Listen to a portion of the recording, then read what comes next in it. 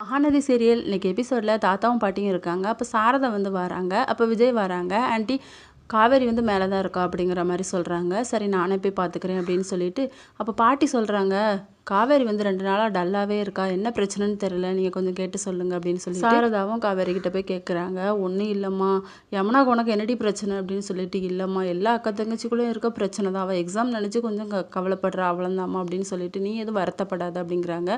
Coffee வந்து கொடுக்குறாங்க விஜய். அப்போ நீங்களாம் எதுக்கா மாப்பிள்ளை இதை கொண்டு வரீங்க அப்படிங்கிற மாதிரி கேட்டதும், இல்லை ஆண்டி ஒன்றும் பிரச்சனை இல்லை, யமுனா காலையில் வந்தா நல்ல மாதிரி எக்ஸாம் ப்ரிப்பேர் பண்ணதுன்னு தான் என்கிட்ட சொல்லிட்டு போனா அப்படிங்கிற மாதிரி கேட்குறாங்க.